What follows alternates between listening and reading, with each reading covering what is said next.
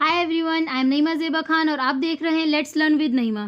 तो गाइज़, हमारी 30 डेज़ की सीरीज जिसमें मैं आपको क्लास 9 के सोशल साइंस का कंप्लीट सिलेबस कराऊंगी स्टार्ट हो चुकी है। आज इसका डे 1 है। आज की इस वीडियो में मैं आपको India size and location geography का first chapter India size and location complete chapter कराऊंगी। इसमें मैं आपको इसकी डिटेल एक्सप्लेनेशन दूंगी। तो गाइज, वीडियो को स्टार्ट करने से पहले आप अपनी नोटबुक निकाल लीजिए और इसके साथ साथ आप इसके मेन पॉइंट्स को लिखते जाइएगा। तो इससे ये होगा कि जब आप फर्स्ट टाइम मेरे लेक्चर को सुनेंगे और सेकंड टाइम आप उसको नोट डाउन करेंगे तो आपको 80% चीज़ें ऑटोमेटिकली याद हो जाएंगी। तो चलिए आज की इस वीडियो को स्टार्ट करते हैं।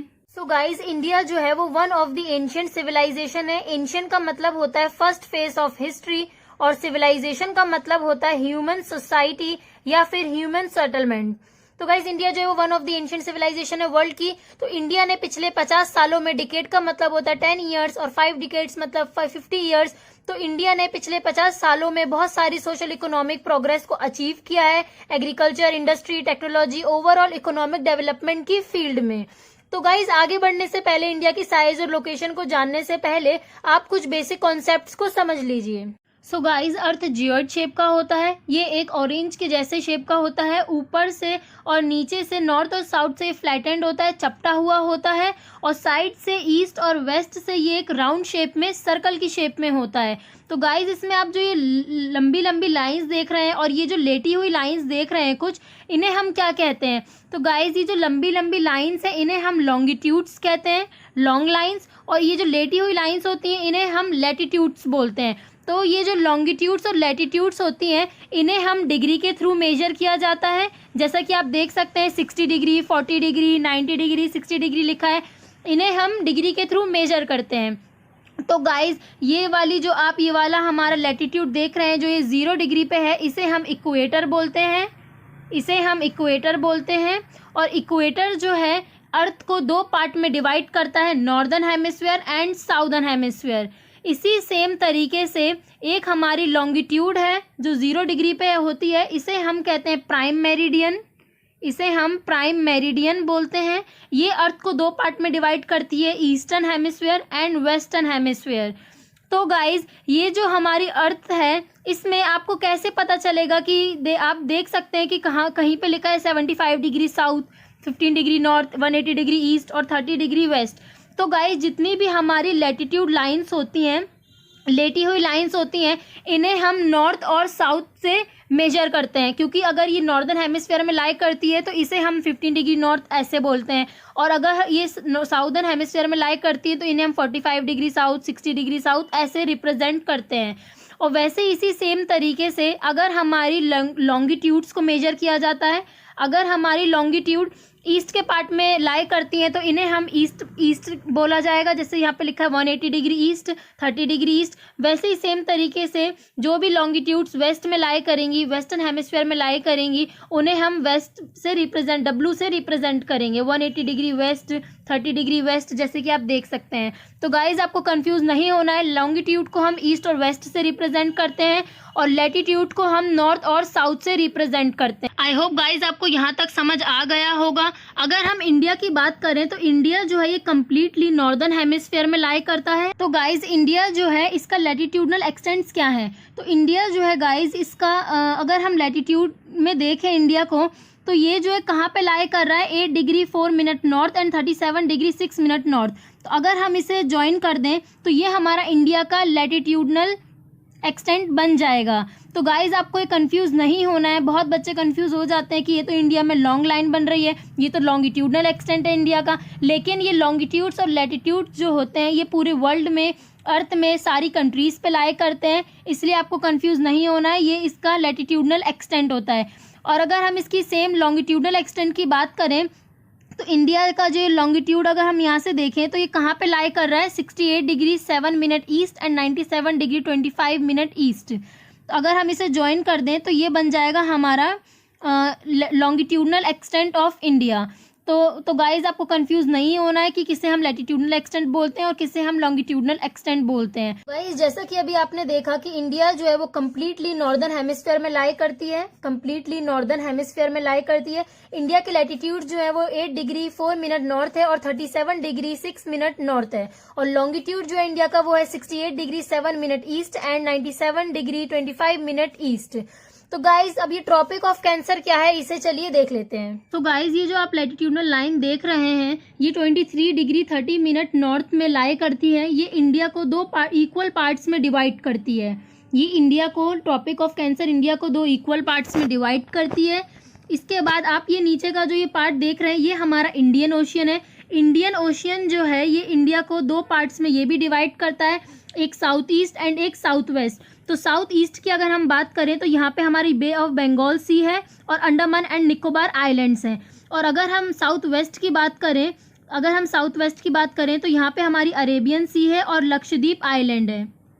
तो गाइज आप इसमें हमारे लॉन्गिट्यूडनल और लैटिट्यूडनल एक्सटेंट के डिस्टेंस भी देख सकते हैं। अगर हम लॉन्गिट्यूडनल एक्सटेंट की बात करें तो ये 2933 किलोमीटर है टोटल, और अगर हम लैटिट्यूडनल एक्सटेंट की बात करें तो ये हमारा 3214 किलोमीटर्स है। गाइज अभी आपने देखा कि इंडियन ओशन जो है वो 2 पार्ट्स में डिवाइडेड है, south east and south west.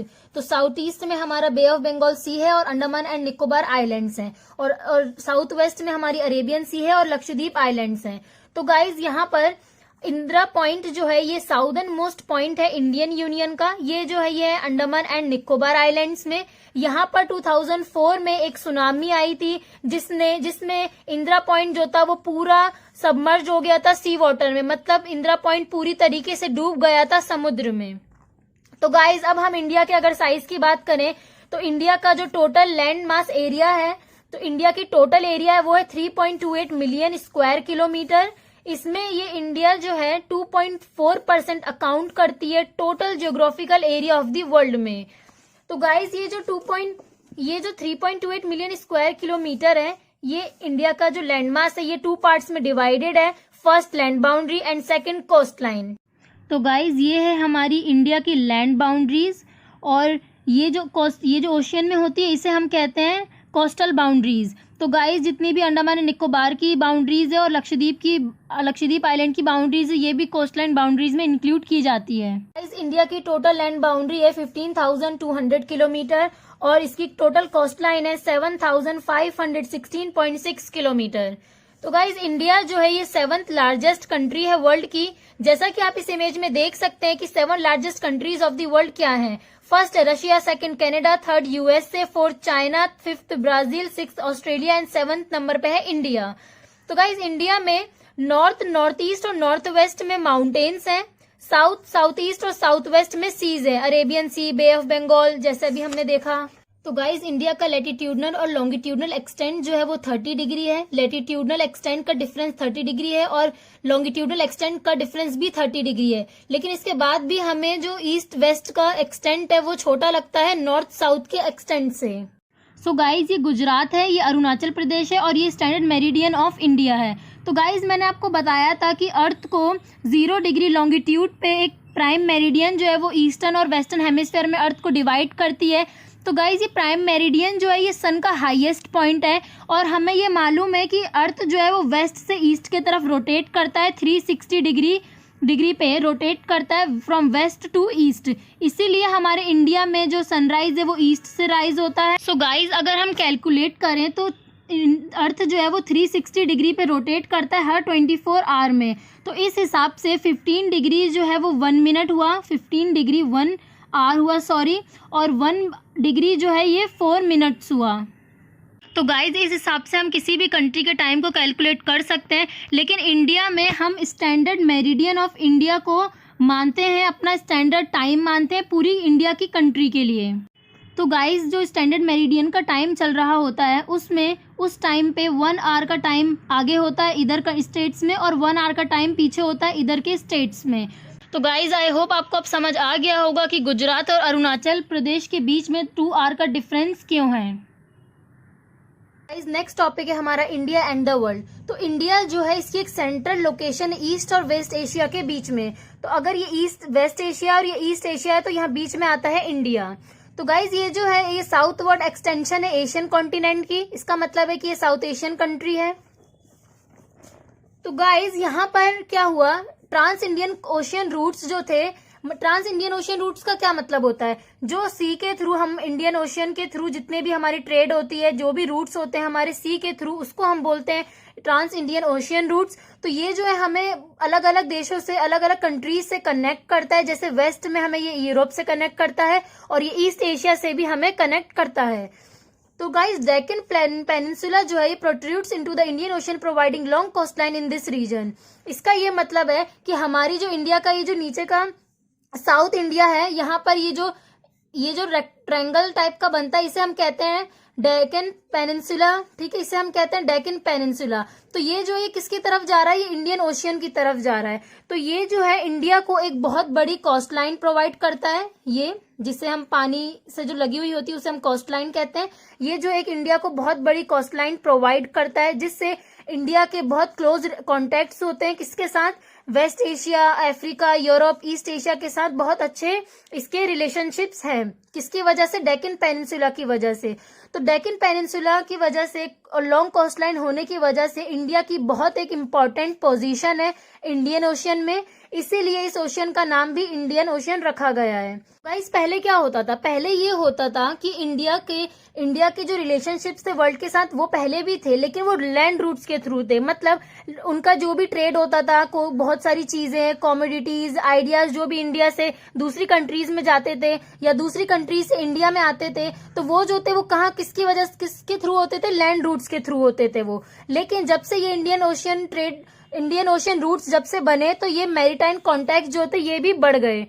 तो ये जो रूट्स थे ये जो रूट्स हैं लैंड रूट्स और वाटर रूट्स, तो कोस्टलाइन रूट्स, तो ये क्या करते हैं, ये आइडियाज को, कॉमोडिटीज को एक्सचेंज करते हैं। मतलब एक कंट्री से दूसरी कंट्री में आइडियाज, कॉमोडिटीज, चीजें जाती हैं।